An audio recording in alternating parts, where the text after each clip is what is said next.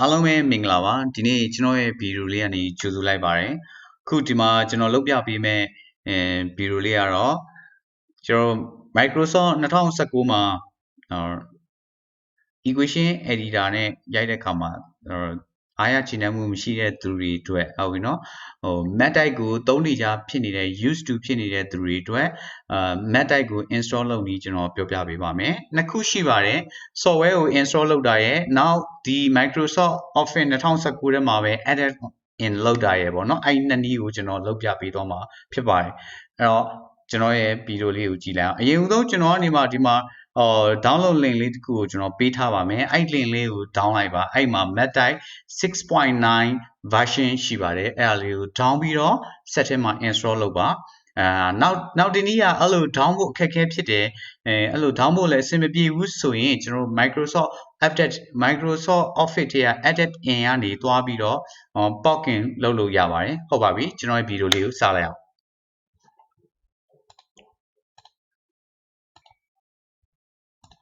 အဲ့တော့အရင်ဦးဆုံးကျွန်တော်တို့ကဘယ်ကိုသွားမလဲဆိုတော့အရင်ဦးဆုံးကျွန်တော်တို့ဒီဟွာပေါ့နော်အရင်ဦးဆုံးကျွန်တော်တို့ကဒီ Microsoft Word လေးကိုကျွန်တော်ဖွင့်လိုက်ဟုတ်ပြီနော် Microsoft Word လေးကိုဖွင့်ပြီးတော့ကျွန်တော်ဒီမှာ blank document လေးတစ်ခုကိုကျွန်တော်ယူလိုက်ပါမယ်ခုကျွန်တော်တို့ equation တွေရိုက်တဲ့အခါမှာကျွန်တော် insert ထဲကနေပြီးတော့ဒီ equation နဲ့ရိုက်ရပါတယ်ဒီမှာပေးပြီးသားသူရဲ့ format equation တွေရှိတယ်အဲ့ဒါမှအားမရသေးကိုအဲ့ဒါမှအဲ့ထဲမှာကိုလိုချင်တဲ့ form မပါဘူးဒီမှာထပ်ပြီးတော့သူက more equation for office.com ကနေပေးထားတဲ့ equation ပုံစံတွေလည်းရှိပါသေးတယ်ဟုတ်ပြီနော်အဲ့ equation တွေလည်းယူသုံးလို့လည်းရပါတယ်အဲ့ဒါမှကိုယ့်ရဲ့ခြေနှက်မှုမရသေးဘူးဆိုရင်တော့ကျွန်တော်တို့ကနောက်ထပ် equation တွေရိုက်ဖို့အတွက် MathType ဆိုတဲ့ဟာလေးလိုလာပြီဆိုကြပါစို့အဲ့ဆိုရင်ကျွန်တော်ဘယ်လို install လုပ်မယ်ဘယ်လိုမျိုးကျွန်တော်တို့ဒီ edit in လုပ်မလဲဆိုတာလေးကိုပြသပါမယ်အဲ့တော့ဒီမှာကျွန်တော်တို့ကဒီ equation တွေကယူလိုက်တယ်ဆိုရင်ဒီထဲမှာကျွန်တော်တို့က equation ကိုရိုက်မယ်ပေါ့ဥပမာ4 times 8 equal to ဘယ်လောက်လဲပေါ့နော်အဲ့လိုမျိုး equation လေးရိုက်တာရာရိုးရှင်းတဲ့ equation တွေတခုမလို့ဒါပြောပြတာပါဆိုတော့အဲ့ထဲမှာရိုက်မယ်ဟုတ်ပြီအဲ့ဆိုရင်နောက်ထပ်ကျွန်တော်အရန်ကိုရှုပ်ထွေးတဲ့ equation တွေရိုက်ဖို့အတွက်ဆိုရင်ကျွန်တော် MathType ဆိုတဲ့mathematical တွေအဓိကအသုံးပြုတဲ့ mathematical သမားတွေအဓိကရိုက်တဲ့ဒီ equation editor လေးတခုလိုလာပြီเนาะအဲ့ဆိုရင်ကျွန်တော်ဘယ်ထဲရောက်သွားမလဲခုကကျွန်တော်လုပ်ပြပေးမှာ software လုံးဝမတောင်းဟုတ်ပြီเนาะဒီ computer တွေကနေပဲဒီ Microsoft Office 2019တဲ့ကိုပဲ edit in ထုတ်မယ်အဲ့တော့ဘယ်သွားမလဲဆိုတော့ကျွန်တော်တို့ဒီအရင်ဆုံးသွားမှာ insert ထဲကိုသွားမယ်ဘယ်မှာရှိတဲ့ page လဲဆိုကျွန်တော်တို့ဒီ equation editor ရှိတဲ့ page ကိုပဲသွားလိုက်မယ်သွားပြီးတော့ဒီမှာ edit in ဆိုတာတွေ့ပါဟုတ်ပြီနော် edit in အဲ့ဒါလေးကိုတစ်ချက်နှိပ်လိုက်ပါဟုတ်ပြီအဲ့တော့သူက store မှာပေါ်လာပြီဒီမှာ search box လေးရှိတယ်ဒီမှာ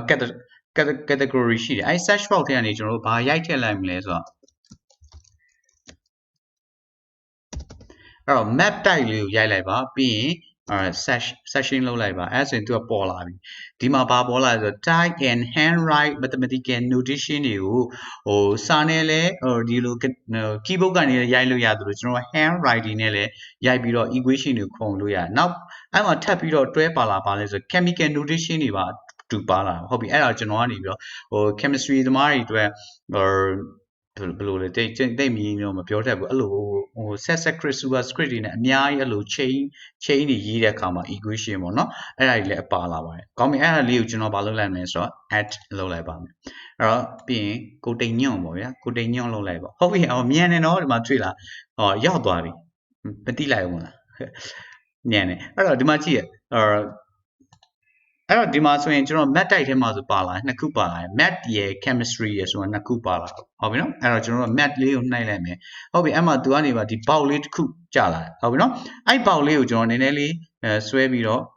ဖြန့်လိုက်မယ်ဟုတ်ပြီဒီ box လေးပြန်အဲ့တော့ကျွန်တော်ရိုက်ရမယ့် equation ကဒီထဲမှာသူ့ရဲ့ symbol တွေကဒီမှာ sample တွေကဒီမှာပေးထားတဲ့ equation sample တွေပေါ့နော်အဲ့လိုချင်တဲ့နေရာလေးကိုကျွန်တော်တို့ကရိုက်ရမှာပေါ့ကောင်းပြီအဲ့ဒါဆိုရင်ကျွန်တော်ဒီမှာဆိုရင်h by y လို့ရလိုက်မယ်ဒီမှာဟိုဟာလေးယူလိုက်ဟုတ်ပြီနော် h by y equal root 2ပါအဲ့လိုပေါ့နော်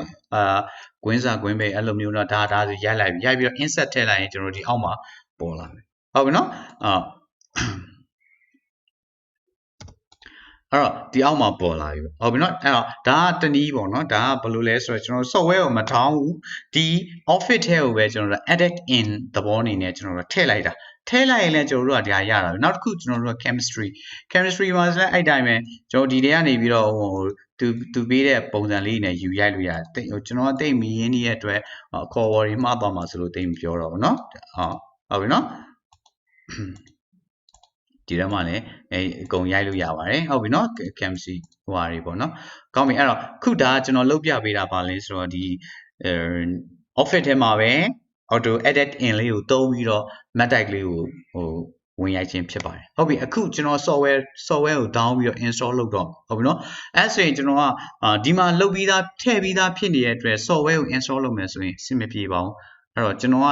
ဒီ software ကိုလည်း install လုပ်ပြခြင်းသေးတာဖြစ်တဲ့အတွက်သူ့ကိုပြန်ဖြုတ်မယ်ဟုတ်ပြီเนาะဒီ MathType ကိုပြန်ဖြုတ်မယ်အဲ့တော့ကျွန်တော်က edit in လေးကိုပြန်သွားမယ်အဲ့တက်မှာ my edit in ကိုပြန်သွားမယ်အဲ့မှာရှိတယ်ကျွန်တော်ရဲ့ MathType လေးရှိတယ်ဒါကျွန်တော် install လုပ်ထားတာဟုတ်ပြီเนาะအဲ့ကောင်ကိုဘေးမှာ option ရှိတယ် option နဲ့ remove ဆိုတာလေးကိုဖယ်ခဲ့ပါအဲ့ဆိုရင်နောက်တက်ကျွန်တော် MathType equation ကို MathType software ကို install လုပ်လို့ရပါပြီကောင်းပြီဒါလေးကိုကျွန်တော်ပိတ်လိုက်မယ်เนาะ don't see ဟုတ်ပြီအဲ့ဆိုရင်ကျွန်တော်ကဒီမှာ link လေးတစ်ခုရှိတယ်ဟုတ်ပြီအဲ့ဒါလေးကိုကျွန်တော် copy ယူလိုက်မယ်ဟုတ်ပြီเนาะ copy ယူလိုက်မယ်ပြီးရင်အဲ့ link လေးကိုလည်းကျွန်တော် video မှာတစ်ခါတည်းတွဲပြီးတော့ပေးလိုက်ပါမယ်ဟုတ်ပြီเนาะနောက်တစ်ခုကကျွန်တော်တို့ကဒီမှာတစ်ခုယူလိုက်မယ်ဒါလေးကိုပေးလိုက်သူ့ကို right click အောက်ဆော့ဆော့ကကျွန်တော်ယူခဲ့တဲ့ link လေးကို paste and go okay ရောက်ပါပြီအဲ့ဆိုရင် MathType 6.9 zip file လေးရှိပါတယ်ဟုတ်ပြီเนาะအဲ့တော့ zip file လေးကိုဒီကနေ down လိုက်ပါဟုတ်ပြီเนาะ down လိုက်ရင်ကျွန်တော်တို့ကဒီပုံစံလေးရလာဒီမှာတွေ့လား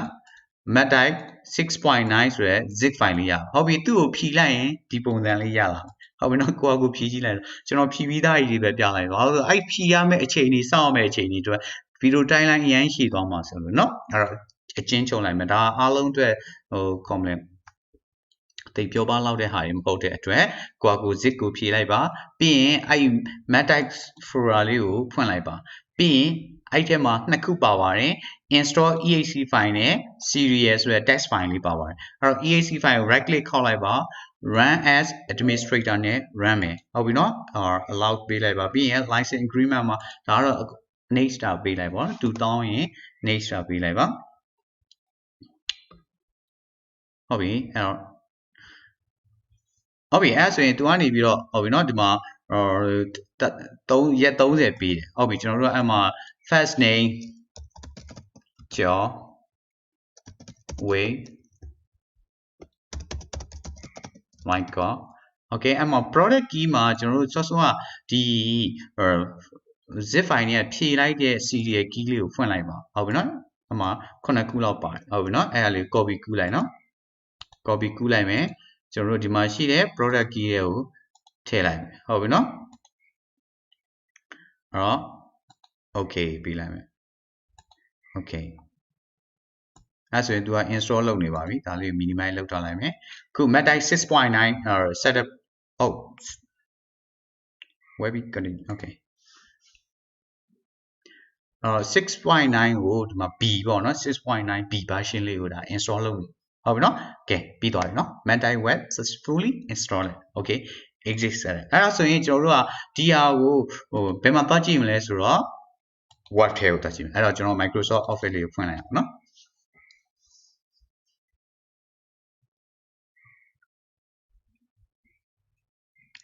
ဟုတ်ပြီအဲ့တော့ Microsoft Office ထဲကကျွန်တော်ဒီ blank document လေးတစ်ခုယူလိုက်မယ်အဲ့တော့ကျွန်တော်ဘယ်ကိုသွားမလဲဒီမှာကြည့် insert design layer ဟိုးနောက်မှာတွေ့လား MathType ဆိုတဲ့ဟုတ်တယ်အဲ့ page လေးကိုသွားလိုက်ဒါဆိုရင်ကျွန်တော်တို့က MathType ရောက်သွားပြီဟုတ်ပြီနော်အဲ့တော့စောစောကကြောက်တော့ပါလဲဆိုတော့ edit in သဘောနဲ့သွားတာဆိုတော့သူ့အတွက်တီးတဲ့နေရာလေးတစ်ခုသူ့ကိုယူလိုက်မှကျွန်တော်ရအခုအားတော့ဒါသူ့အတွက်ဒီမှာ page လေးတစ်ခုကိုပါဝင်လာတာပေါ့နော် page လေးတစ်ခုတည်းနဲ့ပါဝင်လာအဲ့ထဲမှာပဲကျွန်တော်တို့ဒီမှာ equation တွေခေါ်ပြီးတော့ရိုက်ရပါမယ်ဟုတ်ပြီနော် inline နဲ့ရိုက်ချင်တော့ inline လေးကိုနှိပ်လိုက်ပါအဲ့ဒါဆိုရင်သူ့ရဲ့ဒီ MathType ထဲမှာသွားပြီးတော့ရိုက်တာပေါ့နော်ဒီထဲမှာသွားရိုက်တာပေါ့ okay ပြီးလိုက်ပါဟုတ်ပြီနော်ဒီထဲမှာတော့okay let's do it okay အေးပါဟဲ့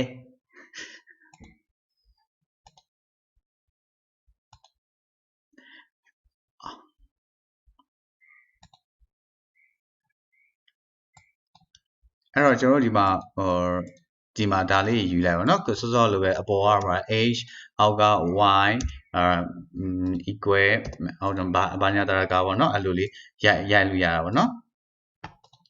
ဟုတ်ပြီအဲ့တော့ဒါကကျွန်တော်တို့အဲ့လိုရိုက်တာပေါ့เนาะအဲ့လိုရိုက်တကယ်လို့ကျွန်တော်တို့အဲ့လိုမှမဟုတ်ဘူးကျွန်တော်တို့ကစောစောလိုပဲဒီ insert တွေကစောစောကကျွန်တော်ဒီ MathType ရဲ့ဟိုထဲမှာလည်းကျွန်တော်မပြလိုက်ရအောင်เนาะဒီမှာကျွန်တော်တို့ပါဆိုlink equation တခုရိုက်လို့ရတယ်ဟုတ်ပြီเนาะ link equation ဆိုတာဥမာကျွန်တော်ဒီမှာဆိုရင် writing ပေါ့เนาะလက်ရေးနဲ့ရေးတဲ့ဟာကိုအပေါ်မှာ preview နဲ့ရေးပြဥမာကျွန်တော်တို့က a square h square ပေါက်ရည်လောက်ပြလိုက်ကျွန်တော်လည်းရေးရမလှလို့နေမှာအမှန် h square plus y square y ဆိုတော့ g ပါလောက်လိုက်သလားအဲ့ဒါခုမှားနေဗျာမှားရင်ဖြတ်ချင်ပါလဲ slash and chorus ဆိုဒီကောင်လေးကိုဒီမှာဒီကောင်မှားတယ်ပေါ့အဲ့ဘာကိုပြောချင်တာလဲသူက y ကိုပြောချင်တာကy ပေါ့နော်ဒါဆို y မှန်သွားပြီပေါ့နော်အပေါ်ဟာလေးကိုလည်းကျွန်တော်တို့ကဟိုမှာဖြတ်ချင်တယ်ဆိုရင်ဒီဟာလေးကိုဟုတ်နော်ဖြတ်လိုက်ပြန်ဖြတ်လိုက်ဒါခဲပြက်လေးနဲ့ဖြတ်တာပေါ့နော်ပြန်ရေးမယ်ဆိုရင် h square ဒီမှာ y y တော့မှန်သွားပြီ square ဟဲလိုပြနေတာတော့ equal z အဲ့လိုလေးပေါ့နော်ဆို z ဆိုတော့2လောက်ပဲအဲ့လိုပေါက်ရရလို့အဲ့တော့လက်ရေးလေးတော့ကိုယ့်အကူဒါကျင့်နေကိုယ့်အကူရေးတဲ့အောင်လုပ်လိုက်ပေါ့နော်အဲ့တော့ insert လို့လုပ်လိုက်ရင်ကျွန်တော်ဒီမှာဒီစောစောကကျွန်တော် hand writing နဲ့ရေးခဲ့တာကို equation အဖြစ်ပြန်ဖော်ပေးတာပေါ့နော်အဲ့လိုရေးလို့လည်းရပါတယ်ဟိုအတိတ်အပြင်းကြီးရင်အဲ့လိုတော့ရေးလိုက်ပါဒါပေမဲ့ကိုကရေးတဲ့ကအဆင်ပြေအောင်တော့ရေးလိုက်ပါကျွန်တော်လိုပေါက်ရရေးရင်တော့ပေါက်ရထွက်မှာဟုတ်နော်အဲ့တော့ t square t square ဆိုမှားနေရောမှားရင်ဒီကနေကျွန်တော်ဖြတ်လိုက်ပေါ့ဟုတ်နော်ဒီကနေပြီးတော့ t square ဒါမှမဟုတ်cube တင်လိုက်အဲ့လိုတော့ပြီးရေးတော့ဟုတ်နော်အဲ့တော့ insert ထည့်လိုက်ပေါ့နော်two summation ဆိုတာအဲ့လိုရိုက်လို့ရပါတယ်မဟုတ်ရင်ဒီမှာပြင်လို့လည်းရပါတယ်ဟုတ်ပြီနော်အဲ့ဆိုရင်ခုကျွန်တော်ပြောပြပေးတဲ့ဗီဒီယိုလေးကိုဒီမှာ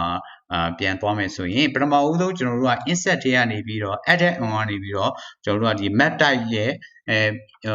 MathType လေးကိုထည့်လိုက်ပြီးတော့ MathType ရေးလို့ရတယ်ပေါ့နော်အဲ့လိုအလွယ်ရေးလို့လည်းရတယ်ဒါမှမဟုတ်တကယ်ကိုပဲပြည့်စုံMathType လုံးဝအစစ်ကြီးကိုပဲကျွန်တော်တို့ကရေးချင်တယ် MathType အစစ်မှာပဲ MathType software အစစ်မှာပဲရေးချင်တယ်ဆိုရင်တော့ကျွန်တော်အဲ့ဒီဆော့ကျွန်တော်ပေးတဲ့ဒီမှာ link လေးကျွန်တော်ပေးထားမယ်ဟုတ်ပြီနော်ကျွန်တော်ပေးတဲ့ link ကနေdown လိုက်ပါ down ပြီး install လုပ်ပါဆိုတော့ကျွန်တော်လုပ်ပြတဲ့အဆင့်လိုပဲ install လုပ်ပြီးသွားရင်ဒီ Microsoft Office ထဲကဒီမှာ MathType ဆိုတဲ့သူ့အတွက်တီးတန့် program လေးတစ်ခုတီးတန့် page လေးတစ်ခုပေါ်လာမယ်အဲ့ထဲကနေဝင်ရိုက်ပါဟုတ်ပါပြီကဲအဲ့ဒါဆိုရင်အားလုံးပဲကျွန်တော်ဒီနေရာနေနှုတ်ဆက်လိုက်ပါတယ်နောက်ဗီဒီယိုမှာဆက်လက်ပြီးတော့ပြန်ဆောင်ကြပါစို့အဲ့တော့အားလုံးပဲကိုစိတ်နေပြရွှင်လန်းချမ်းမိကြပြီစောအရင်နေ့ကဆူတောင်းပေးသလိုပဲကိုဗစ်ကာလမှာအဝမတိုးပဲအလှတိုးကြပါစေလို့ဆုတောင်းရင်ဒီမှာပဲဆုံးသက်လိုက်ပါတယ်